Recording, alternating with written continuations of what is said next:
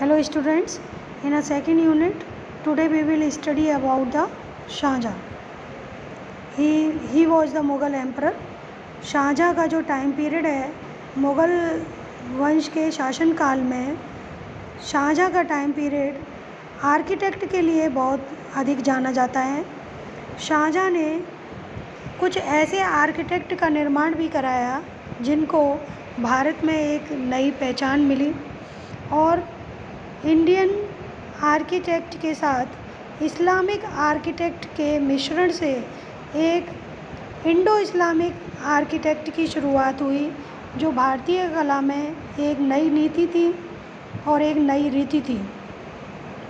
शाहजहाँ के time period के बाद से गोल गुंबद अधिकांशतः बनाए जाने लगे, जबकि ये भारतीय स्थापत्य की नीति नहीं ही थी. शाहजहाँ ने ताजमहल, दिल्ली की जामा मस्जिद का निर्माण कराया, जो प्रसिद्ध ऐतिहासिक इमारतों में से एक है. शाहजहाँ चित्रकला के संदर्भ में बहुत अधिक महत्वाकांक्षी नहीं था.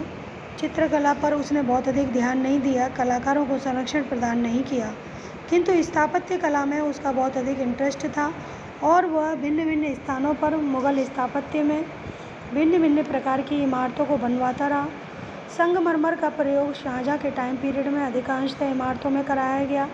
कैलीग्राफी की कला में बहुत अधिक शाहजहाँ की रुचि थी और कुरान शरीफ और कुरान की आयतें अपने स्थापत्य कला में कैलीग्राफी के थ्रू लिखवाई भी गई हैं.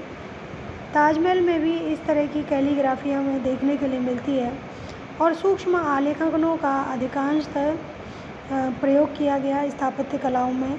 मणिकुट्टम वर्क, बहुमूल्य रत्नों का भी प्रयोग इन इमारतों में किया गया है, किंतु चित्रकला के संदर्भ में बहुत अधिक प्रोग्रेस नहीं हुई है. कुछ ऐसे चित्र लैला मजनू, हीर रांझा, इस तरह के विषयों के चित्र शाहजहाँ के टाइम पीरियड के देखने के लिए मिलते हैं. शाहजहाँ और औरंगजेब दोनों ही इस्लाम धर्म को मानने वाले शासक थे और हिंदुओं के आधार पर बनाई गई चित्रकला की नीति उन्हें पसंद नहीं थी. औरंगजेब ने तो यहाँ तक कि चित्रकला का जनाजा भी निकलवाया और औरंगजेब स्वयं सुरा सुंदरियों में डूबा रहने वाला व्यक्ति था और औरंगजेब ने इमारतों की कला पर भी, यानी कि स्थापत्य कला पर भी ध्यान नहीं दिया. शाहजहाँ के टाइम पीरियड में कला के नाम पर कम से कम स्थापत्य कला का विकास तो हुआ था, चित्रकला का नहीं तो स्थापत्य कला का सही. लेकिन औरंगजेब के टाइम पीरियड में वो कट्टर इस्लाम धर्म को मानने वाला व्यक्ति था. उसने अपने टाइम पीरियड में जो बनी हुई इमारतें थी, हिंदू मंदिरों को तोड़वाया, उनके स्थान पर मस्जिदों को बनवाया और चित्रशालाओं को नष्ट कराया, चित्रों का जनाजा निकलवाया, उन्हें दफनाया गया. तो चित्रकला का कट्टर विरोधी था. औरंगजेब इस्लाम धर्म को मानने वाला था. मैंने पहले भी बच्चों आपको बताया कि इस्लाम धर्म में चित्रकला को निषेध माना गया है और जीवित व्यक्ति की यदि कलाकार कृति बनाता है, अनुसरण करता है, तो ऐसा माना जाता है कि वो सीधे सीधे अल्लाह ताला से प्रतिस्पर्धा कर रहा है.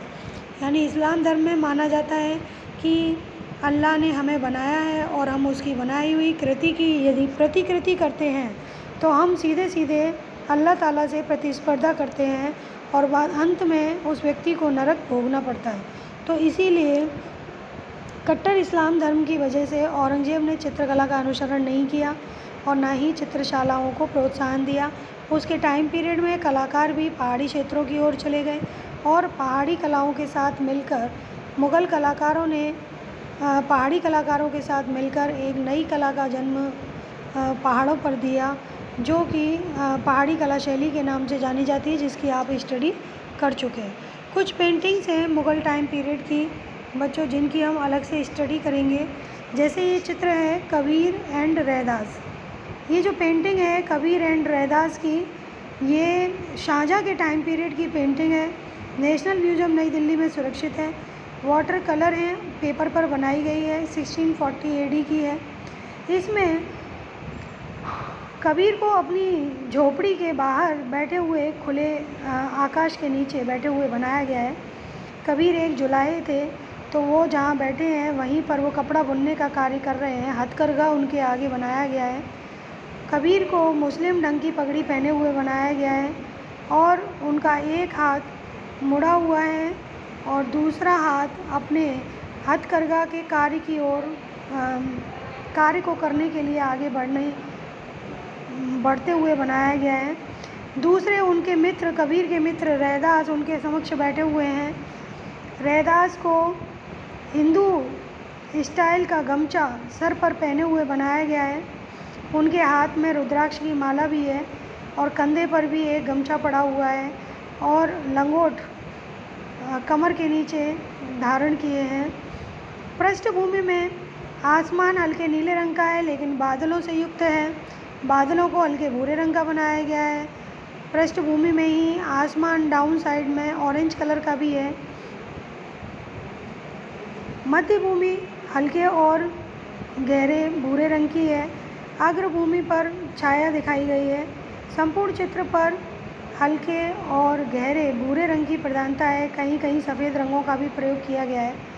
चित्र में चारों ओर बॉर्डर बनाया गया है जो कि अलंकृत है सूक्ष्म रेखाओं के द्वारा, बारीक लाइंस के द्वारा। इस बॉर्डर को सूक्ष्म डिजाइन्स में छोटे छोटे फूल पत्तियों में बनाया गया है।